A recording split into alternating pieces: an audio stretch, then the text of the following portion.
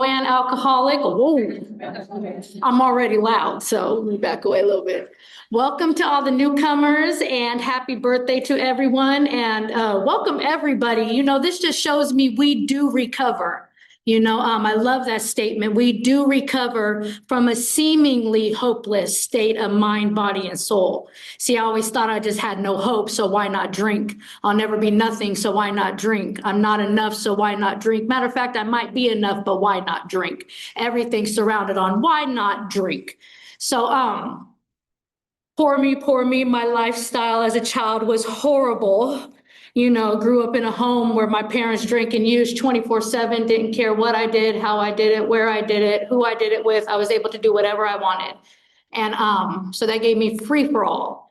And I loved it. I loved it. So at 11 years old, I thought I was grown enough to drop out of school and leave home and take it to the streets. And I never realized that at home, you're worrying those parents that you think that don't care about you, don't want nothing to do with you, and don't give a damn, but they actually do. So I'm from Vacaville, born in 1982, young buck. Started drinking when I was 11, quit when I was 25. Took me to West Virginia thinking that no matter where I went, I could change, but that didn't happen because everywhere I went, my feet were planted and there I was. I tried beer, E&J, Taka Vodka, Hennessy. I love drugs. I love pills. I love anything that can make me not feel the way that Joanne wanted to feel because that was uncomfortable. So I love to die without dying. And what is that? And I'll ask you what it is later because it really doesn't matter as long as I don't have to feel. So that was okay with me for my whole youth, my whole, I think about things like I have daughters now and I think about like, gosh, at the age my daughters are, I was completely gone. I had no sense of dignity or respect. I didn't do nothing good for Joanne. And I think about how I would not know what to do if I didn't know where they were. My kids are safe today because of Alcoholics Anonymous, and I'm safe. I picked up because I wanted to be like the girl down the street who had all the Barbies, the blonde, the pretty girl, the one that always got picked for the festivals, for the, at school, the teams, all that shit. But I never got picked for none of that because I was never into any of that. I was always very uncomfortable, always had lice. We were always poor, the poorest people. No one was allowed at my house. So I was like, you know what, I'll just drink and I'll make all this feel better. So fast forward, I'm drinking Mickey's, Mad Dog 2020, walking the streets of deep East Oakland, tenderloins in San Francisco, everywhere I can get to. And then, so that's just how it was. I was homeless and I was a drunk and a drug addict, but this is Alcoholics Anonymous. So I got pregnant and I drank the whole time I was pregnant and my son died.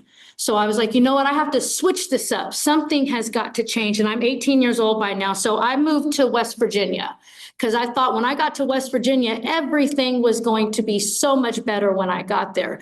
Never mind you, I had never, ever tried to do anything to make myself better. I just thought a geographical would change it.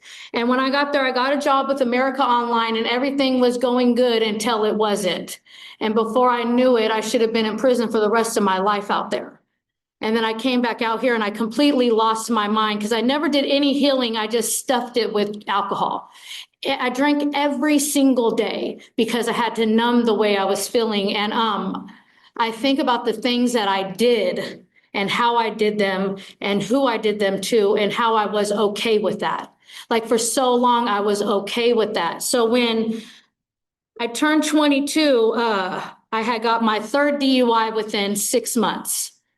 And they were going to send me to prison. And I was like, yes, because I didn't mind being locked up. I was locked up all the time or in institutions. Wherever I could go, it was fine with me, just as long as I didn't have to stop. So my mom, who I cannot stand and do not like at this time because she ruined my life, had the audacity to say, my daughter needs a program. But mind you, I'm thinking about, wait, hold on, lady. Hold on, lady. Look at what you did to me. How dare you try to show up now and try to do anything for me, try to help me get anywhere in life. I don't want nothing from you. Matter of fact, could you sneak some liquor in here with you when you come to visit me next time?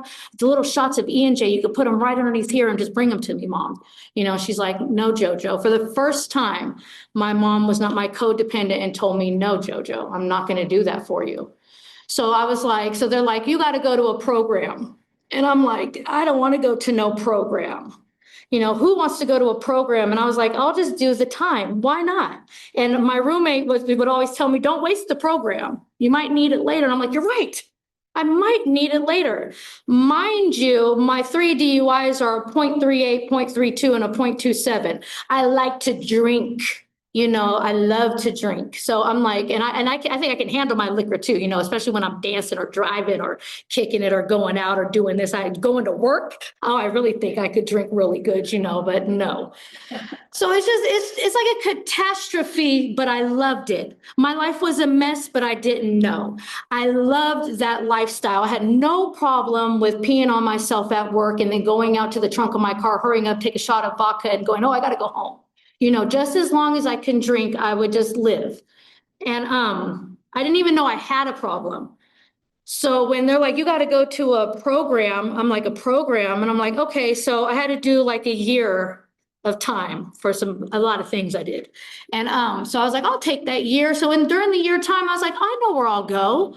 I was like, I'll go to Santa Cruz because all the girls talk about all the programs. And I was like, Santa Cruz, you can have a phone. I have never, ever drank any mixed drinks. You know, I never drank anything out of a glass before in my whole life. I've drank wine out of a box from Walmart, okay? I thought I was living large. And I'm like, you know, I'm going to go to Santa Cruz. I'm going to run on the beach and I'm going to finally turn into Pamela Anderson because that's how I thought I was looking when I drank. I was phenomenally beautiful, sexy, all outdoors. Everybody wanted me and I was just a mess, you know, falling on my face before I even got there. So they're like, no, you're not going to Santa Cruz. I said, how dare they tell me where I'm not going, you know, because don't they know who I am? They're like, you're going to go to Shemaya House. I said, a what? So all the girls talked about Shemaya House. You know, there's like 18 to 20 women in there all the time. You got to cook, you got to clean, you got to go to meetings, you got to make your bed, you got to brush your teeth. You got to do all, you got to what? You got to do some work. I said, I'm not going there. I said, I am not going there. They said, oh yeah, you're going there. So on the way there, I had a plan, a grand plan. I always had grand plans. And mind you, I owned nothing on my last drunk, not even any underwear, except a nose ring and a pair of hoops. That's all I owned. But I had a grand plan when I was going to leave there. So I was like, I'll just throw them on and I'll go to the liquor store on the corner of Tennessee and Tuolumne and Vallejo. I'm going to get me a shot of E&J. I don't know how I'm going to get that dollar, but I'm going to get it somehow because I got to have it. And I get there and I walk upstairs and I stayed. And I used to always try to figure out, why did I stay when I didn't even want to quit drinking, but I stayed. And there was all these women in there and I couldn't stand none of them. They had children. They all wanted to get sober. They were always crying. They were always doing this. And I was just like, couldn't understand it. And they always wanted to go home on passes. They always wanted to use the phone. And I just wanted to smoke a cigarette. Give me a Newport, you know, that's all. I just want a cigarette. And then we started going to these meetings because that's the only outside time I could get was meetings or walks with the girls. And there was this man in there. And I was like, I'm going back to that meeting for sure. You know, every time they go, I'm going to that meeting, you know. And so every Monday morning at 7 a.m., I would get dressed up in my fanciest, which was hand-me-downs. And I would walk on down there hoping I would see that man because, you know, if I can't have alcohol, I got to have something. So finally, I was able to go home on a pass. And I went home on that pass and I remember the feeling, if I stay here, I'm going to die. And I didn't know that then, but I know that now. And I remember thinking, there's no possible way I can go home. So what am I going to do? I don't even have nothing. I have nowhere to go. And there was a sober living place. And I was like, I'm going to go to that sober living place. And they said, well, you haven't even got a sponsor or got any support group. We gave you the pink list with a list of names on there. You ain't picked a name. And I said, I'll pick a name. So I picked a name. I started my journey. This was about 30 days in there. So this is a minute after my last drunk. It took me a while. So I picked a name. Her name was Jackie D. And she showed up to pick me up. I said, absolutely not. This old lady cannot help me with nothing. She was old because I was 25. No, I'm 26 now. I know everything at 26. You know, I know everything. And no old person knows anything about my lifestyle, especially her, you know, because they don't understand how it feels to be like me. Nobody understands what it feels to be like me. That was in my mind. So she ended up being my sponsor, just to let you know. And I loved that lady. So I ended up keeping her as a sponsor, and she introduced me to H&I, all these lovely things, taught me how to do all these things because she was doing these things, how to walk down the street without drinking. I'm like, damn, she showed me something. How to talk without drinking, how to brush your teeth without drinking. Because, the program was well structured. I needed structure because I was wild. I had no responsibilities. So that's why I thought step one never applied to me. How can my life be unmanageable when I have nothing to manage, There's no possible way I can even relate to that. So she helped me with so many things. And then, so I ended up able to go to that sober living, and then nobody would hire me. And I'm like, this is I said, I can't even get a job. So then I got all these women in the Shemaiah house that came over to the sober living with me that are taking care of me, buying my deodorant, all these things. And I got to pay for this AK being class that cost $2,800, and I can't get a job. And then finally I get a job at the Goodwill, and then they try to fire me because of my background. I'm like, what? I thought they helped everybody. So then I wrote a letter to stay there. And then I had my friend's husband help me out too, because he worked there. I was like, can you help me keep this job? Because I can't get a job nowhere. I'm a thief and a liar, a larcen. I love to do it all. And this all my background, and nobody will hire me.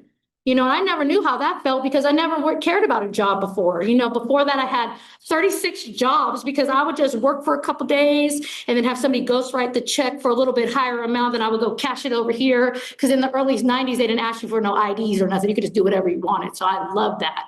So I couldn't get a job nowhere. I was very untrustworthy in their eyes. So I ended up with that job, and I ended up staying there. And I got promoted, and I was like, hey, I could get an apartment. I'd never had my own apartment before. So I'm 27 now, and I'm like, I never had my own apartment. I'm gonna get me an apartment. And then I got me an apartment, and then thought I was cool, seen all these fine men, and I decided, oh, I think it's time for me to have a relationship. I need a relationship. So I ended up getting pregnant right away. And then I didn't even know who my baby daddy was. I said, wait, I'm sober. I'm supposed to be knowing what I'm doing right now. This is not supposed to happen in sobriety. I can't tell nobody this because they're going to think I'm disgusting. You're supposed to have it together in sobriety, Joanne.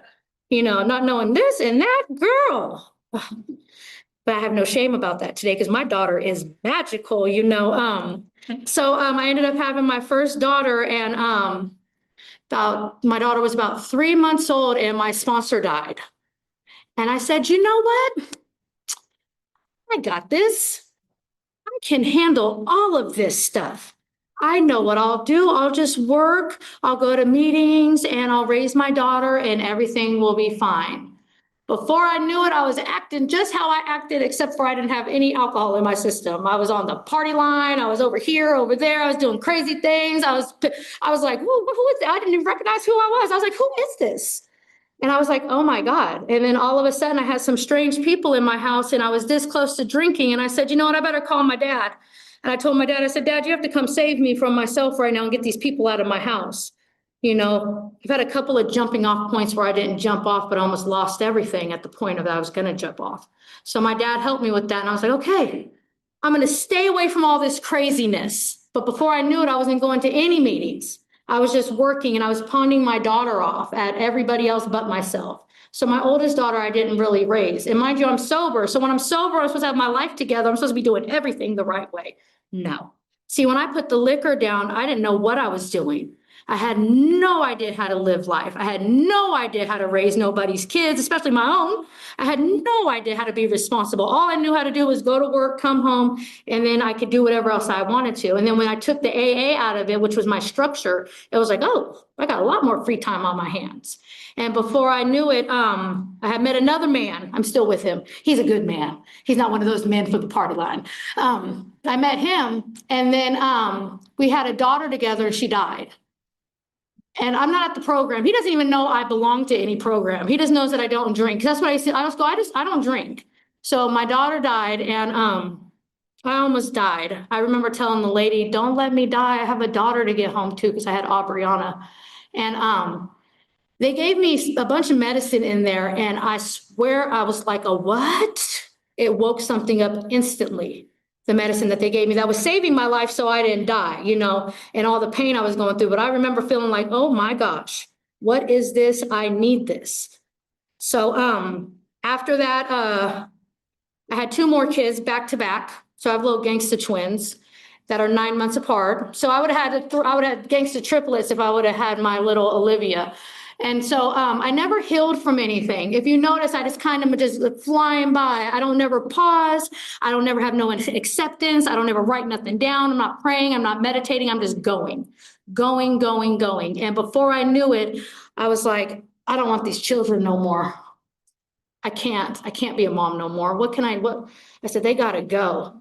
And this is after a period of time of pretending for a very long time. 5 years I pretended.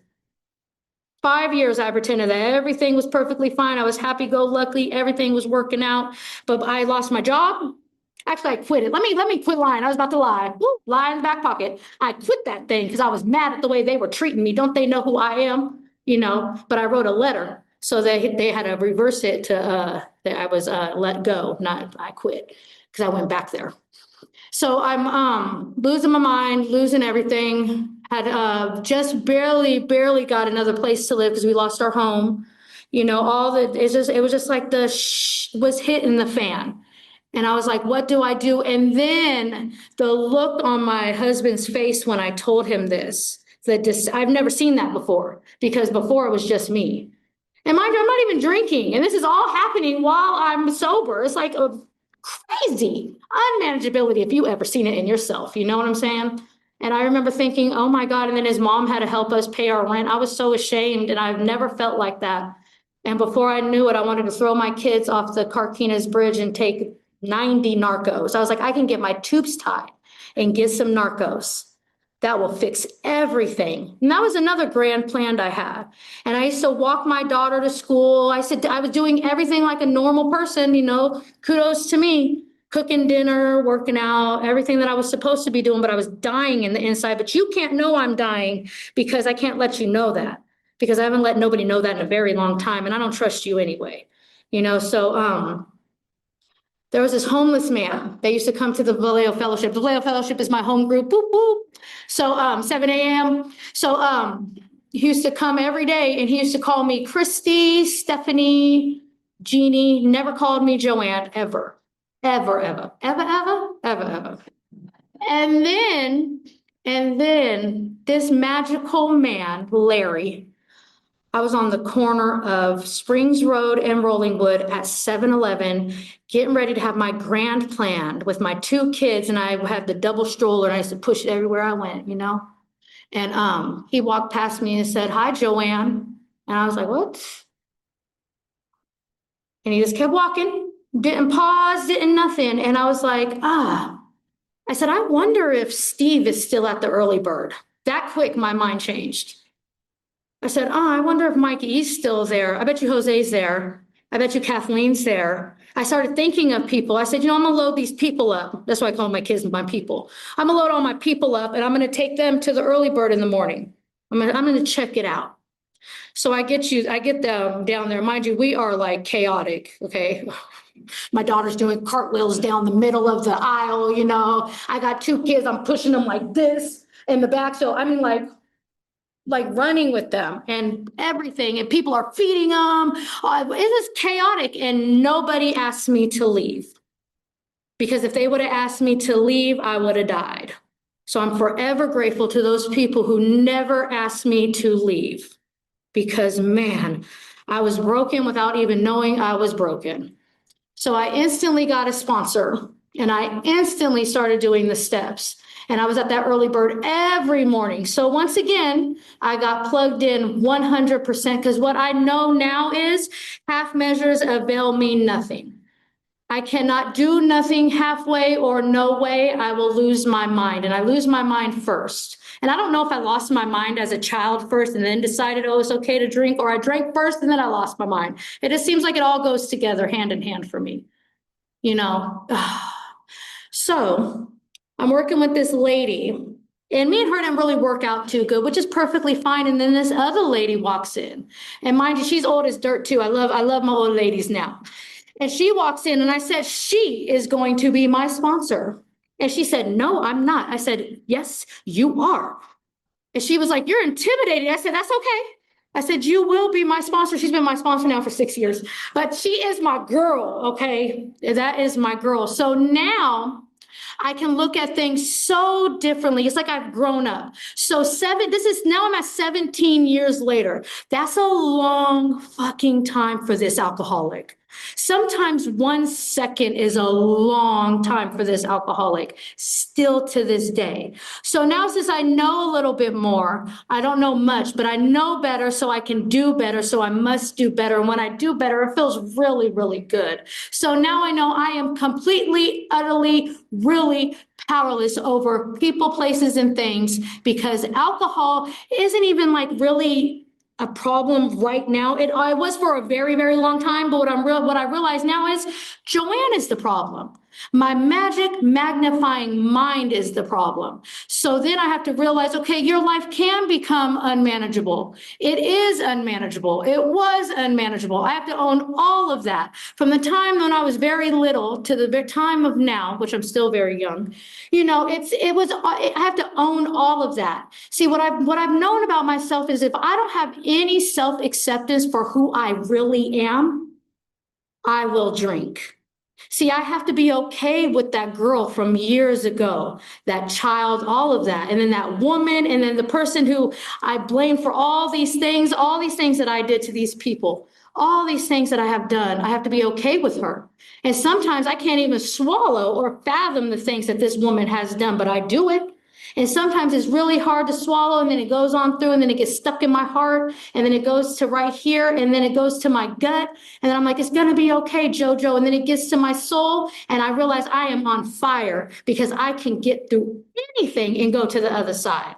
So then now I'm like, damn, I must have came to believe in something.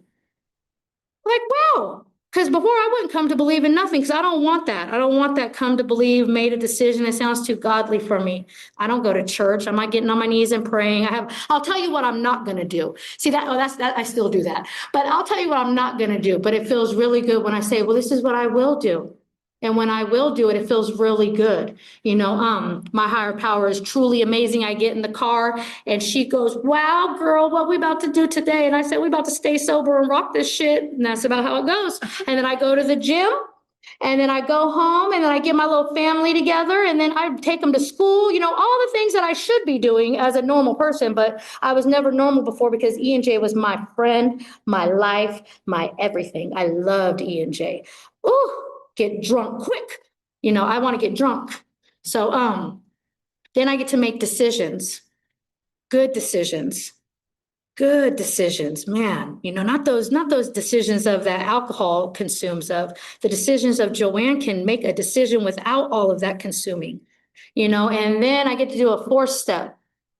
I'm like, oh, I don't want to do that. But then I'm like, you know what I do? Because I have a lot of blame right now. I want to tell you what my mother did to me. I want to tell you what my father did to me. I want to tell you what my ex did to me. I want to tell you what my best friend did to me. I want to tell you what everybody did to me because that's what they did to me, and then I was finally able to say, well, wait, hold on now. What'd you do? Where's the accountability in you? Well, I don't want to have none of that. I didn't get any accountability with my mother until I was 14 years sober. And then one day I looked at her while she was cleaning my house and I said, wow, lady, I appreciate you. I love you. And then I had to sit back and think about it. Do you know my mom has not had to worry about me for 17 years? And I worried her from the time I was 11 to 25. And she tells me to this day, which bothers me, that her dad used to tell her every night, no news is good news, Kathy. What? No news is good news. Her daughter, not knowing. So that's the best living amends I can give my mom. Don't worry about me. And then she gets to get my kids. My kids are with her right now. What? She couldn't even take care of me. But she gets to get my kids. Isn't that magical? And I'm still mad at my dad. I don't think nothing ever goes away. I just get to live with it. I get to learn from it, and I get to deal with it better than I did before. I'm not enraged. At first I was enraged with things. I was full of rage, full of anger, full of hate. You don't understand. Why did you do this to me? The matter of fact, there's no excuse of why you did this to me. But then you get to tell somebody exactly how you're feeling in that step 5. You mean to tell me I can tell you exactly how I'm feeling and you'll keep my secret? Now, not everybody will keep your secret, Joanne, but there are some that will. And I got to learn that along the way too. Not everybody needs to know everything about me. I don't have to tell everybody everything, and that's okay. And then humbly, that's another one where I was like, oh God, this sounds a little too much godly for me, but then I'm like, no, it's just my shortcomings, like I can feel myself in the kitchen sometimes and there'll be something that bothers me and I'm like getting all mad about it. And I'm like, well, wait, yesterday the same thing happened and you weren't even upset about it. So what is really bothering you? Or somebody will affect my ego. I'm like, or my pride. And then I become angry because I get right back to, don't they know who I am? I think that's my worst character defect. Don't you know who Joanne is? Don't you know? And all of that gets to be deflated just little by little. Nothing goes away permanently. And that's what else I'm learning. I always thought it would go away until it doesn't go away. Then it pops back up and then I react how I shouldn't react. But then I'm like, okay, well, you know what? Next time I can and I will act a little bit better. I never wanted this, but now since I got this, I feel like I shortchanged myself of what I thought I was getting. I just thought it was going to be the bare minimum of this, but it's a whole life of beautiful things.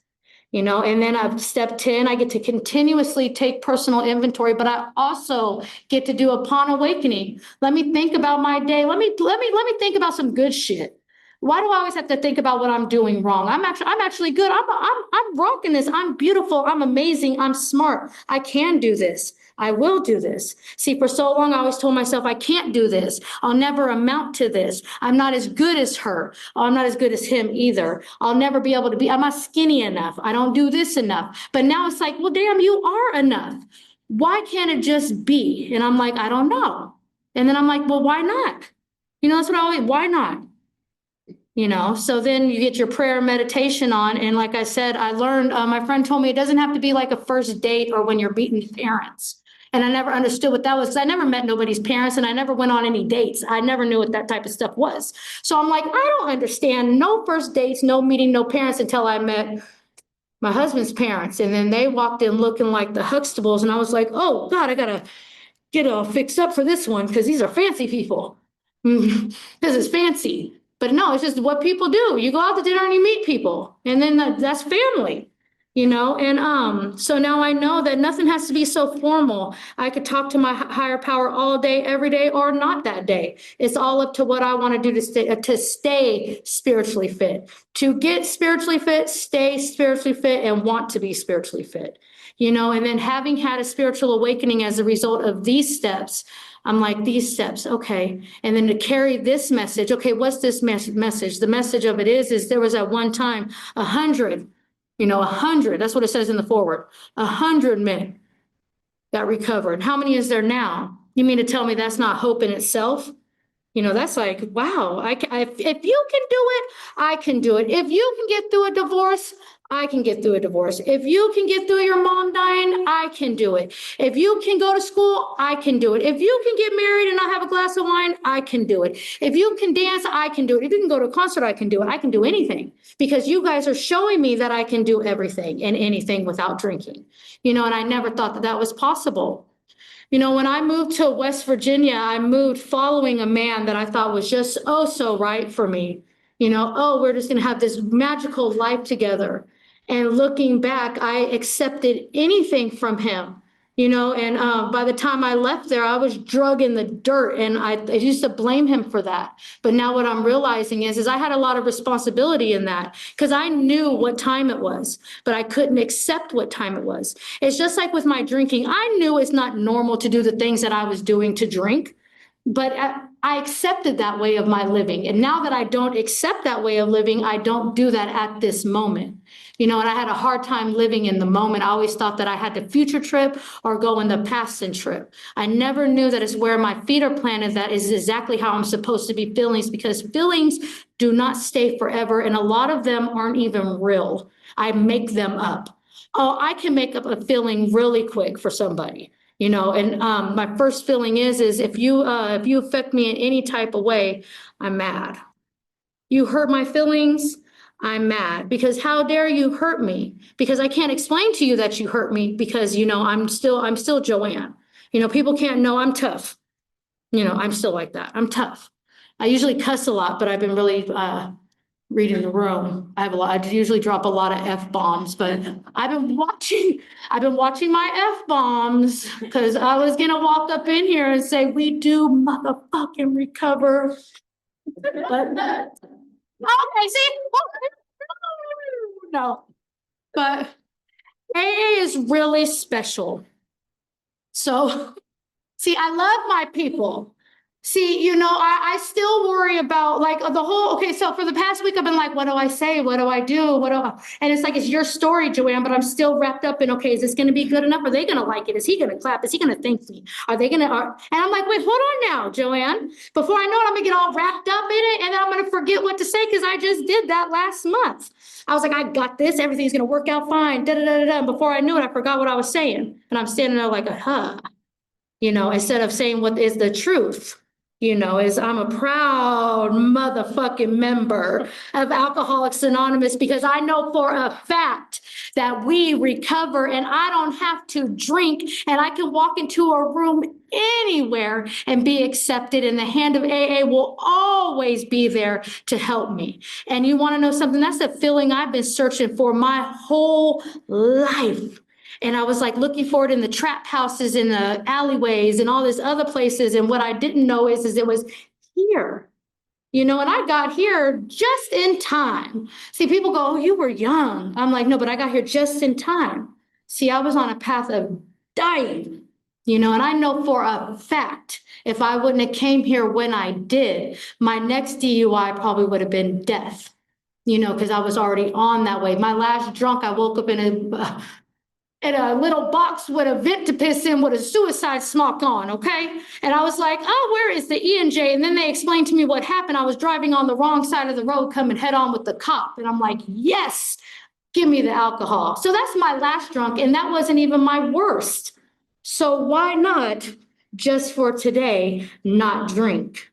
If that wasn't my worst, I still got a heck of time. I got 5 minutes. Oh, I did that really good. Curtsy. No. So how could I close this down?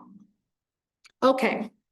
So when I first came in here, and there was that sexy man that I always wanted to be with, right?